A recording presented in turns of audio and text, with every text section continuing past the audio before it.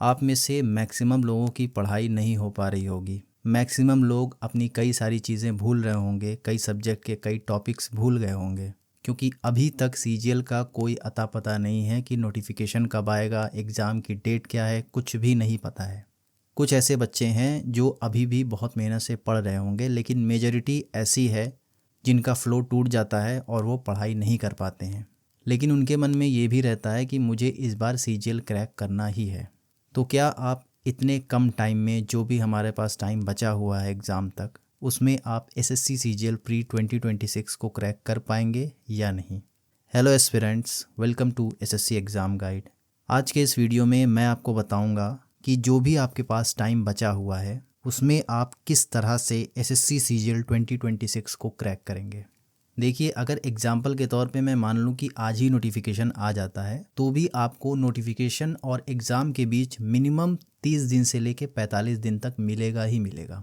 और ये वीडियो उन बच्चों के लिए है जो पढ़ाई कर रहे थे, जिनका फ़्लो टूट गया है, जिन्होंने मैक्सिमम चीज़ें पढ़ रखी हैं, या फिर जिनका सिलेबस कंप्लीट हो चुका है। अगर आप एकदम बिगिनर हैं तो ये वीडियो आपके लिए नहीं है, क्योंकि बिगिनर इतने कम टाइम में क्रैक नहीं कर पाएंगे। लेकिन मैक्सिमम बच्चे ऐसे हैं जिनकी पढ़ाई चल रही थी, नोटिफिकेशन ना आने की वजह से उनका फ़्लो टूट गया है। इस वीडियो में मैं ये सारी चीज़ें डिस्कस करने वाला हूँ। सीजीएल की एक्सपेक्टेड डेट क्या हो सकती है, एक्सपेक्टेड कट ऑफ, अगर आपका सिलेबस इनकम्प्लीट है तो आप कैसे क्रैक करेंगे, अगर आपका स्कोर 110 से नीचे आ रहा है तो आपको क्या करना है, अगर आप बिगिनर हैं तो आपको क्या करना है, अगर आप डीमोटिवेटेड फील कर रहे हैं तो आपको क्या करना है, और शेड्यूल कब से स्टार्ट होगा रिवीजन का 2026 के लिए, और एक परफेक्ट प्लान बताने वाला हूँ जिससे आप एसएससी सीजीएल को आराम से क्रैक कर पाएंगे। देखिए, अगर एक्सपेक्टेड डेट की बात की जाए तो जिस तरह से एसएससी ने कहा था उस हिसाब से आपका एग्ज़ाम अब तक हो जाना चाहिए था। लेकिन जब भी एसएससी कोई नई चीज़ इंट्रोड्यूस करता है तो उसको टाइम लगता है। इस बार एसएससी ने सेक्शनल टाइमिंग को इंट्रोड्यूस किया है, तो हो सकता है कि पेपर के पैटर्न में थोड़ा सा आपको बदलाव देखने के लिए मिले, थोड़ा सा पेपर ईजियर साइड आपको देखने के लिए मिले, क्योंकि 15 मिनट के अंदर 25 क्वेश्चन करना सबके बस की बात नहीं होती है। तो मैक्सिमम लोगों को ध्यान में रख के पेपर बनता है, तो इस वजह से थोड़ा सा आपका पेपर डिले हो सकता है। लेकिन आपको ये मान के चलना है कि सीजीएल का जो एग्ज़ाम है वो मिड सितंबर में आपका हो जाएगा, यानी कि 15 सितंबर से पहले आपको रेडी हो जाना है एकदम एग्ज़ाम के लिए। और मैं ये कहूँगा कि आप अगस्त के लास्ट तक ही रेडी रहिए तो आपके लिए ज़्यादा बेटर है। उसके बाद आपके पास जितना भी टाइम मिलेगा आप उसमें रिवीजन कर सकते हैं। ठीक है, अभी आधी जुलाई ख़त्म हो चुकी है, जुलाई में आपका 15 दिन बचा हुआ है और अगस्त में 31 दिन। अगर मोटा मोटा देखा जाए तो आपके पास 45 डेज़ हैं, और अगर आपका फ़्लो टूटा हुआ है तो 45 डेज़ में आप बहुत आराम से वापस से अपने स्कोर पर आ सकते हैं। आप 150 प्लस स्कोर कर सकते हैं एग्ज़ाम के अंदर। और अगर एक्सपेक्टेड कट ऑफ की बात की जाए तो एक्सपेक्टेड कट ऑफ इस बार आपको कम देखने के लिए मिलेगी अगर पेपर बहुत ज़्यादा इजी नहीं आता है, क्योंकि सेक्शनल टाइमिंग आई है। तो मैक्सिमम बच्चे जो अटेम्प्ट पहले अच्छा करते थे, मैथ्स में 25 में 25 कर लेते थे, वो 25 में 25 नहीं कर पाएंगे। ज़्यादातर बच्चों का अटेम्प्ट जो होगा वो 19 से 20 क्वेश्चन का ही होगा। ठीक है, तो उस हिसाब से अगर देखा जाए, हर साल कट ऑफ 140 150 ऐसे जाती थी। इस बार आपको कट ऑफ 135 से नीचे देखने के लिए मिलेगी अगर पेपर का लेवल पहले की तरह आता है। तो अगर बहुत ज़्यादा इजी आ जाता है पेपर तो हो सकता है कि 150 क्रॉस कर जाए, तो उस हिसाब से आप भी 150 क्रॉस कर लेंगे बहुत आराम से। अगर पेपर इजी रहेगा तो सबके लिए इजी रहेगा। ठीक है, अब बात करते हैं, अगर आपका सिलेबस इनकम्प्लीट है, यानी कि कुछ पार्ट आपने छोड़ा हुआ है या फिर आप पढ़ रहे थे, आपका फ़्लो टूट गया है, कुछ चीज़ें आपकी बची हुई हैं, तो आपको क्या करना है, 10 से 12 दिन के अंदर वो बची चीज़ों को कंप्लीट कीजिए। आप जैसे पढ़ रहे थे वैसे पढ़िए, मॉक देते रहिए, लेकिन जो चीज़ें आपने बचा रखी है, आपने कंप्लीट नहीं किया है, उसको सबसे पहले कंप्लीट कीजिए। क्योंकि जब एग्ज़ाम पास में आ जाएगा तो आप बची हुई चीज़ें कर नहीं पाएंगे कंप्लीट, आप पैनिक कर जाएंगे। ठीक है, अगर आपका स्कोर 110 मार्क्स से नीचे आ रहा है, आप पढ़ रहे हैं, आपका फ़्लो नहीं टूटा हुआ है, फिर भी आपका स्कोर अगर स्टक हो गया है तो आपको क्या करना है वो आपको आगे वीडियो में पता चल जाएगा। अगर आप एक बिगिनर हैं तो आपको क्या करना चाहिए, देखिए, मैं यही सजेस्ट करूंगा, अगर अभी तक आपने पढ़ाई नहीं की है सीजीएल 2026 के लिए, तो आप 2027 को टारगेट में रखिए, लेकिन आपको 2026 का भी पेपर देना है। इससे आपको अंदाज़ा लगेगा पेपर के पैटर्न की, और एग्ज़ाम में बैठने का जो एक्सपीरियंस होता है रियल एग्ज़ाम में, वो आपको मॉक में कभी नहीं मिलेगा। तो आप पेपर देने जाइए। अगर आप बिगिनर हैं, अभी तक आपने पढ़ाई नहीं की है, तो जो भी 30 दिन 45 दिन है उसमें अपनी जान लगा के पूरी मेहनत के साथ पढ़िए। और ये 40-45 दिन में जितना आप पढ़ जाएंगे वो आप 3 से 4 महीने में भी नहीं पढ़ पाएंगे। जब एग्ज़ाम आपके सर पे होता है तो आप मेहनत दुगनी तिगुनी कर लेते हैं। ठीक है, अगर आप डीमोटिवेटेड फील कर रहे हैं तो आपको बस इस वीडियो की ज़रूरत है। इस वीडियो को एंड तक देख लीजिए, आपका फ़्लो वापस से बन जाएगा, आप वापस से पढ़ने लग जाएंगे। अब अगर मैं बात करूं शेड्यूल की रिवीजन के लिए, तो 60 डेज़ का डेली टारगेट सीरीज़ मैंने चलाया था एसएससी सीजीएल 2026 के लिए, और उसका 49 डेज़ कंप्लीट हो चुका है। 10-11 दिन में वो 60 डेज़ भी कंप्लीट हो जाएगा। उसके बाद जैसे ही 60 डेज़ कंप्लीट होगा, मैं 2 दिन आपको बैकअप दूंगा। जिन भी लोगों का थोड़ा बैकलॉग होगा वो उस 2 दिनों में कंप्लीट कर लेंगे अपना बैकलॉग। उसके बाद 30 डेज़ का एक इंटेंस रिवीजन टारगेट प्लान चलेगा, जिसमें आपको बहुत तगड़ी पढ़ाई करनी होगी ताकि आपका सीजीएल आराम से क्रैक हो जाए। और ये 30 दिन का रिवीजन प्लान उन्हीं के लिए है जो लोग 60 डेज़ को फॉलो करते आए हैं, क्योंकि इसमें मैं बहुत सी ऐसी चीज़ें दूंगा जो वही लोग कर पाएंगे जिनका सिलेबस कंप्लीट होगा, जिनको सिर्फ प्रैक्टिस और रिवीजन की ज़रूरत है। ठीक है, अब बात करते हैं इंग्लिश की स्ट्रेटजी के लिए। मैं आपको एक एक सब्जेक्ट की चीज़ें बताऊंगा, किस तरह से आपको कवर करना है। अगर आपकी चीज़ें बची हुई है या कंप्लीट है, सब कुछ बताऊंगा। देखिए, इंग्लिश की अगर वेटेज की बात की जाए तो ये इसका वेटेज है 2022 से 24 का ये है, और 2025 का ये है। ठीक है, इसमें आपको हर एक चीज़ दिख रहा है कि किस टॉपिक से कितने क्वेश्चंस आते हैं। तो अगर आपका कोई टॉपिक अभी बचा हुआ है तो मैं आपको यही सजेस्ट करूँगा कि सबसे पहले आप वो टॉपिक को कंप्लीट कीजिए बचे हुए टॉपिक में से जिसका वेटेज ज़्यादा है, जिसके क्वेश्चन ज़्यादा आ सकते हैं एग्ज़ाम में। ठीक है, अगर आपको कंप्लीट ग्रामर जल्दी जल्दी रिवाइज करना है तो 100 rules of grammar Aman sir की जो पीडीएफ है मेरे टेलीग्राम चैनल में आपको मिल जाएगी। आप उस पीडीएफ को रोज़ 20 रूल 30 रूल आराम से रिवाइज कर सकते हैं अगर आपने पहले से पढ़ रखा है। उससे आप जल्दी से जल्दी ग्रामर कंप्लीट कीजिए। अगर आपने वोकैब कहीं से पढ़ी है तो हाईलाइटेड वाली वोकैब्स को सबसे पहले रिवाइज कीजिए। अगर आपने हाईलाइटेड वोकैब या कहीं से भी नहीं पढ़ी है तो वोकैब की पीडीएफ मेरे टेलीग्राम चैनल पे आपको मिल जाएगी। सारी इंपॉर्टेंट वोकैब जो एसएससी एग्ज़ाम के लिए हैं वो सारी आपको उसमें मिल जाएंगी। बहुत ज़्यादा नहीं है, आराम से आप 1 महीने के अंदर उसको ख़त्म कर सकते हैं। अभी तक अगर आपने वोकैब नहीं पढ़ा है तो उस पीडीएफ से आप पढ़ सकते हैं। ठीक है, इसके अलावा अगर आपका स्कोर स्टक हो गया इंग्लिश में, आपको क्या करना है, डेली सेक्शनल देना है। आप 2 दे सकते हैं, 3 दे सकते हैं, जितने दे सकते हैं दीजिए। बस आपको ध्यान ये देना है कि आप बाकी सब्जेक्ट को भी टाइम दे पाइए, और साथ ही साथ आपका रिवीजन भी होना चाहिए। ठीक है, इसके अलावा जिस भी चैप्टर में इंग्लिश में आपको दिक्कत आ रही है, आप टेक्स्ट बुक पे जाएंगे, आपको वहाँ पे टॉपिक वाइज या चैप्टर वाइज का मॉक मिलेगा। वो मॉक्स आपको 2 से 3 बार लगाने हैं। 10-10 क्वेश्चन के होते हैं एक चैप्टर के मॉक। आराम से 2 से 3 मिनट में आप एक मॉक दे लेंगे। उसको आधे घंटे बैठ के कम से कम 10 से 12 मॉक दीजिए, डेली दीजिए। इससे क्या होगा कि जो भी चैप्टर के क्वेश्चन आपके गलत हो रहे हैं वो धीरे धीरे सही होने लगेंगे। और वो पूरा चैप्टर वाइज मॉक जो है वो पीवाईक्यू बेस्ड है, तो एक तरह से आपका चैप्टर वाइज पीवाईक्यू भी कवर होगा। ठीक है, इस टाइम आपको क्या करना है, जो भी आपकी मॉक कॉपी आपने बना रखी है उसमें जो भी क्वेश्चन आपके गलत हुए हैं, हाईलाइटेड हैं, उनको बार बार रिवाइज़ कीजिए। और कोशिश ये कीजिए कि सारी चीज़ें एक जगह कंसोलिडेट कर लीजिए। अब इधर उधर चीज़ें बिखरी रहेंगी तो आपको पढ़ने में दिक्कत होगी। मान लीजिए आप वोकैब पढ़ रहे हैं, वोकैब में जो चीज़ें आपको भूल रही हैं वो एक कॉपी में नोट कीजिए, मॉक कॉपी में ही नोट करिए। ग्रामर के रूल्स आप पढ़ रहे हैं, उसमें जो बहुत ज़्यादा भूल रहा है, बार बार भूल रहा है, उन रूल्स को उठाइए और अपनी मॉक कॉपी में नोट कीजिए। आपको इस तरह से कंसोलिडेट करना है कि आखिरी दिन अगर एग्ज़ाम के आप बैठे पढ़ने तो 2 से 3 पेज में पूरी इंग्लिश आपकी होनी चाहिए।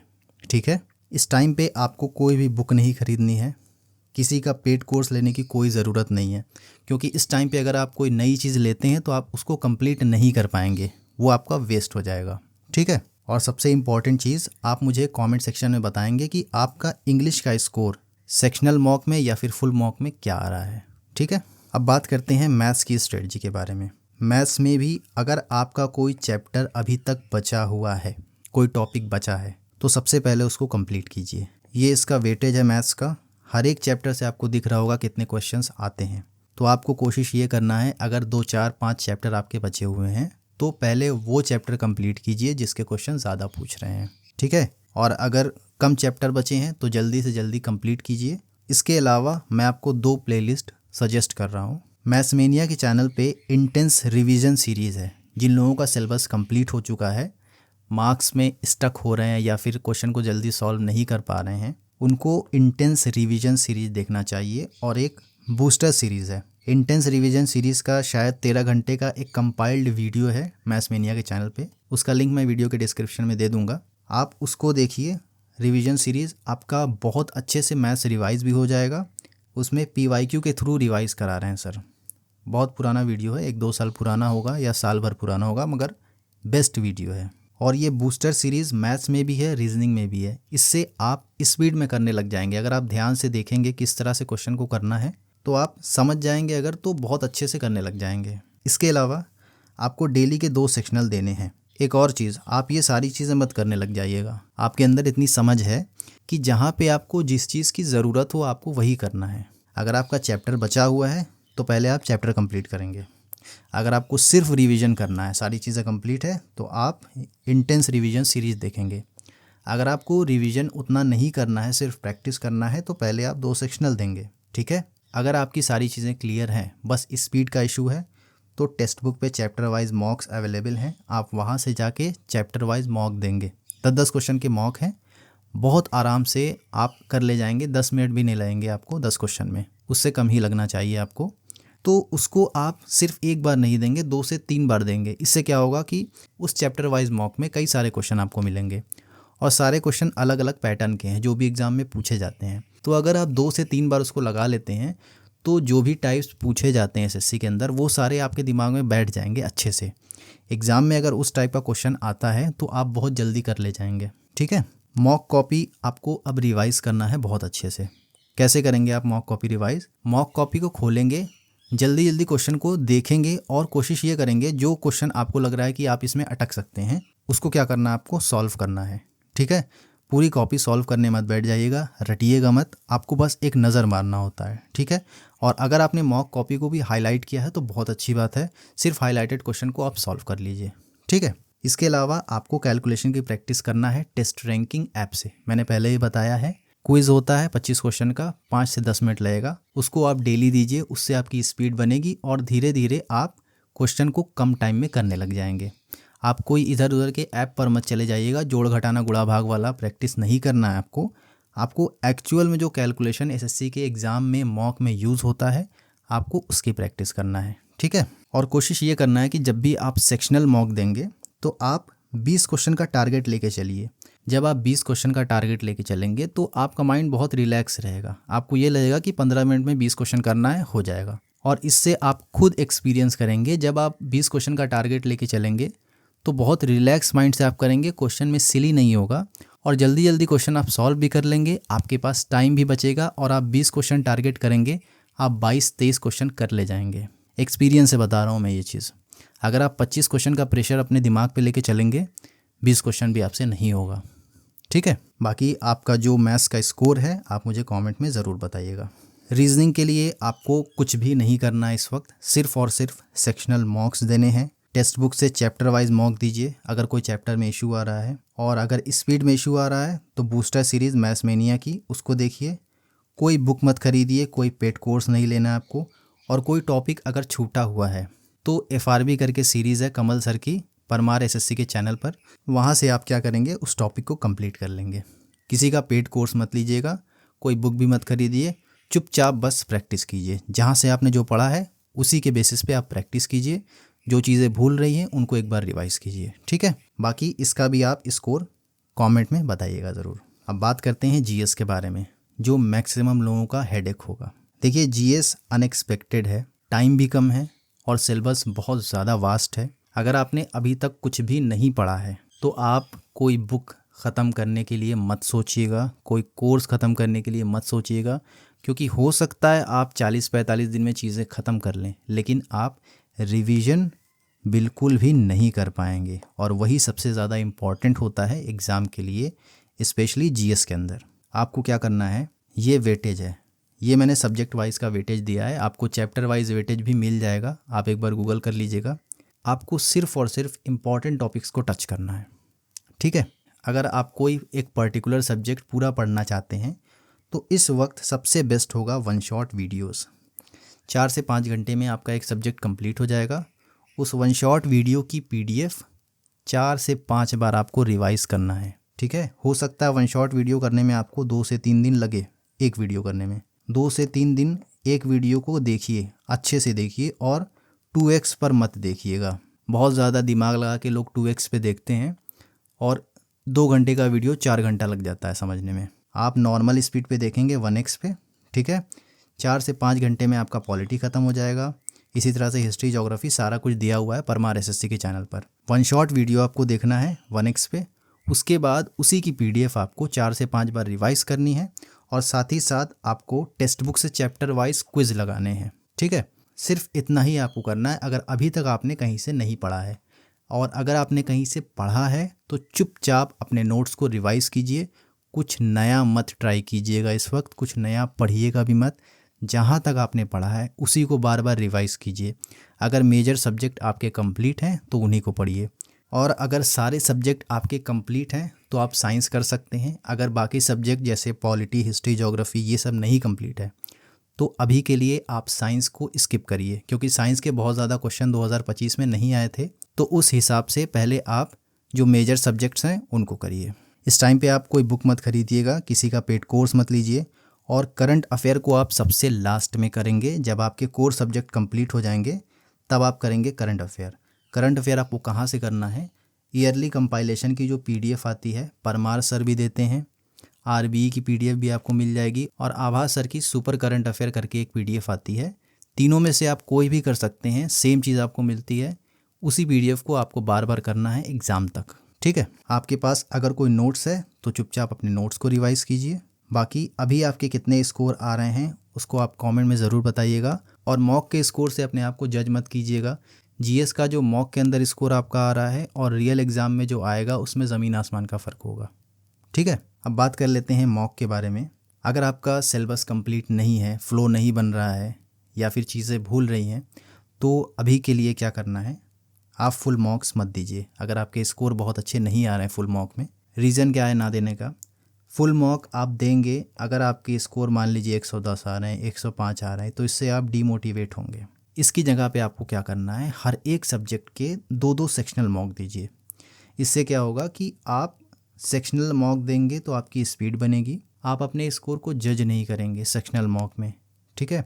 दूसरी चीज़ समझ लीजिए, अगर आप 2-2 सेक्शनल डेली दे रहे हैं हर एक सब्जेक्ट का, तो आप 2 फुल मॉक कंप्लीट कर रहे हैं हर रोज़, तो ये आपके लिए ज़्यादा बेनिफिशियल रहेगा। अगर आपका स्कोर फुल मॉक में भी अच्छा नहीं आ रहा है तो आपको क्या करना है, सेक्शनल मॉक देना है, ठीक है। इसके अलावा आपको मॉक कॉपी हर हाल में रिवाइज़ करना है, ठीक। और अगर आप फुल मॉक देना चाहते हैं तो आप ऑल्टरनेट डेज पे दीजिए। और अगर आपका सिलेबस कंप्लीट है, सारी चीज़ें आपने कर रखी हैं, और आपका स्कोर अभी 130 प्लस चल रहा है मॉक में, तो मैं आपसे यही कहूँगा कि हो सके तो डेली मॉक दीजिए, और अगर बहुत अच्छा स्कोर आ रहा है तो डेली के 2 मॉक दीजिए, ठीक है। आपको सिर्फ़ और सिर्फ प्रैक्टिस की ज़रूरत है अब। बाकी रिवीजन शेड्यूल जो होगा सीजीएल 2026 के लिए 30 डेज़ का, वो जैसे ही 60 डेज़ का डेली टारगेट सीरीज़ कंप्लीट हो जाएगा उसके बाद मैं एक वीडियो बनाऊंगा 30 डेज़ में क्या क्या चीज़ें पढ़नी है, कैसे पढ़नी है, सब कुछ मैं उस वीडियो में एक्सप्लेन कर दूंगा, और उसके बाद 30 डेज़ का रिवीजन प्लान शुरू हो जाएगा, ठीक है। तो यही था एक छोटा सा वीडियो कि क्या आप बचे हुए दिनों में सीजीएल को क्रैक कर पाएंगे। आई होप आपको ये वीडियो पसंद आया। अगर आपको ये वीडियो अच्छा लगा तो वीडियो को लाइक कर दीजिएगा, और चैनल पर नए हैं तो चैनल को सब्सक्राइब कर दीजिएगा। बाकी मैं मिलता हूँ आपसे किसी अगले वीडियो में। Thank you so much for watching. Bye bye.